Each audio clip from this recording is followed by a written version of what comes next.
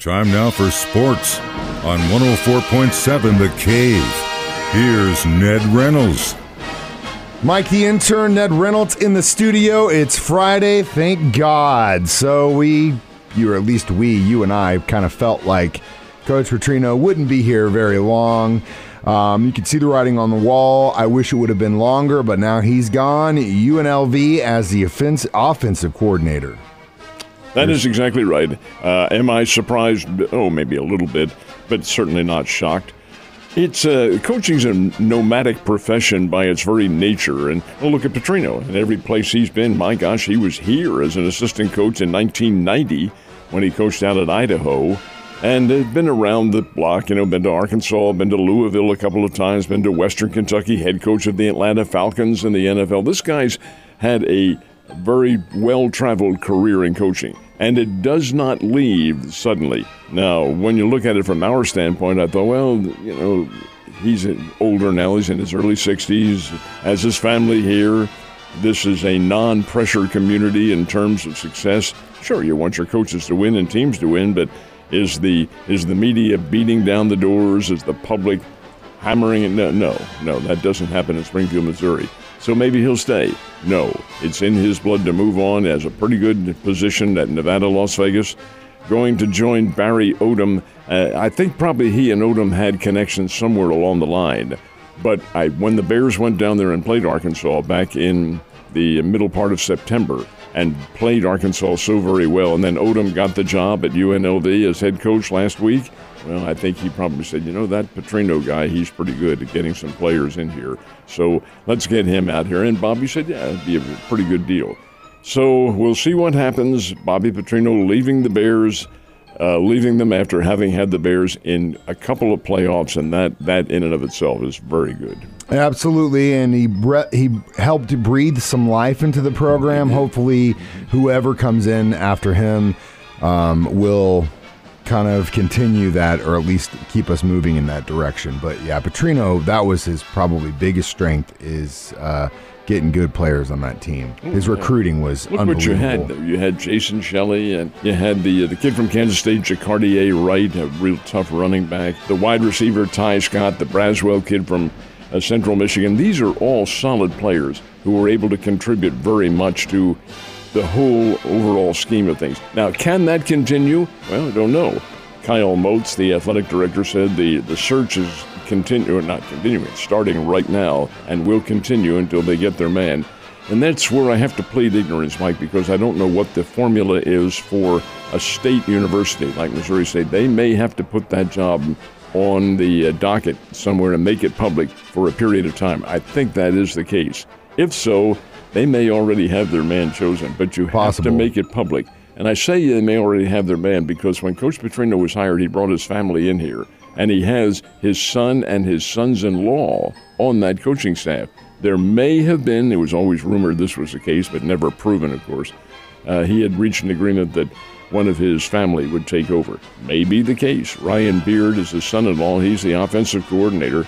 Pretty good offensive attack. Needs some help on the line, but hey, new players can bring that all about. We'll see what happens. That'd be interesting to see if they keep it internally. That would make sense if they want to continue in the direction Petrino set up. So I don't know. But yeah, I think they have to make that posting on Indeed.com or something for a while before. I wonder if I can apply. Wouldn't that be something?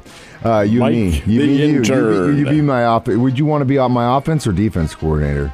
No, I'd be on the social coordinator. You are the social coordinator. You've always been the social coordinator. All right, so we do have some pretty good college games this weekend on deck, don't we? We do. This is interesting, too, because there are 8 bowl games, and 2 of them are tonight, then 6 of them are tomorrow, and that includes, I'll tell you, there's some pretty good matchups. I like the Cincinnati-Louisville game in the Fenway Bowl. They're playing that at Fenway Park in Boston. And then you have one out in Los Angeles. It's a pretty good game. Washington State and Fresno State. You have Southern Methodist against Brigham Young playing in a bowl game. These are all tomorrow. Plus, you have 3 NFL games. Here's how it works, folks. During the course of the regular season, the NFL and the NCAA have an agreement. There will be no pro football games on Saturday. None. Well, the regular season ended with the Army-Navy game. The bowl games don't count. That's not part of the regular season. So the NFL has 3 games tomorrow, and I am especially anxious to see what happens in the Buffalo-Miami game. Buffalo Bills, Miami Dolphins, folks, in Buffalo on a Saturday night in December. Oh, my goodness sake. You know it'll be cold, probably snowing. It always snows in Buffalo. And Miami from South Florida having to go up there to play? Oh, my. We'll see what happens. It's going to be interesting, to say the least, but they're calling for 9 inches of snow, and, oh, man, it's going to be crazy. Go Dolphins. The basketball Bears at Missouri State have a pre-Christmas test tonight. I think they're going to get victorious. We hope so, but it'll be a test. It'll be an examination. The Bears are going to Tulsa to play Oral Roberts at the Mabee Center. Oral Roberts is very good. They're a Summit Conference team.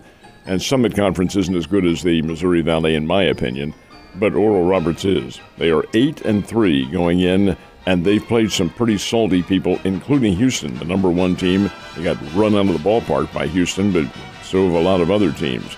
Anyway, ORU's 8-3, and it's a veteran team. I think they have 4 starters back from last year. There is one common opponent, and the one common opponent is St. Mary's out in California. Oral Roberts played them at the start of the season and lost 78-70.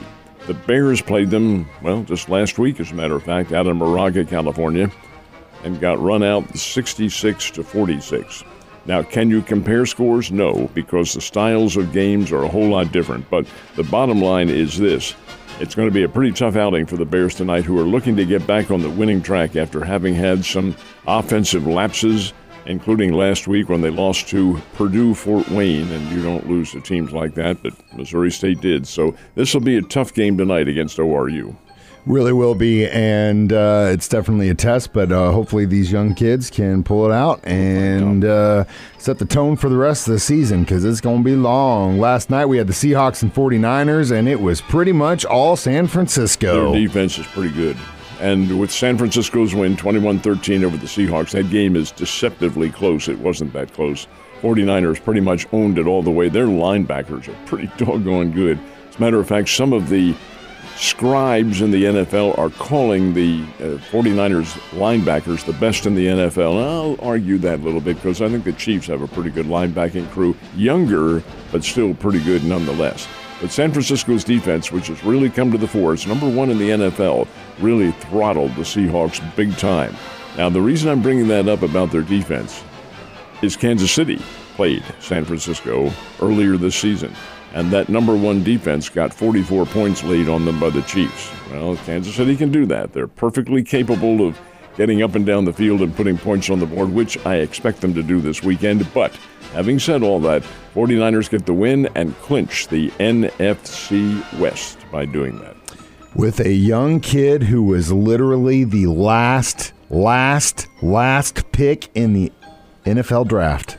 Crazy. Yeah, the kid from Northern Iowa started the season, and he's out of there. Now you had Garoppolo in there. He's out of there. Now you have Brock Purdy, who was what they call Mr. Irrelevant. That's true. And he is hardly irrelevant. Let me tell you a little bit about Purdy for what it's worth. He's an Iowa State kid. When he was up at Iowa State, you know who he threw the ball to? Chase Allen from Nixa. And these guys have a pretty good combination. Purdy can play, and he is going to be a big help to San Francisco. Now, it could be the 49ers are thinking that Garoppolo might come back in time for the playoffs, but I don't know.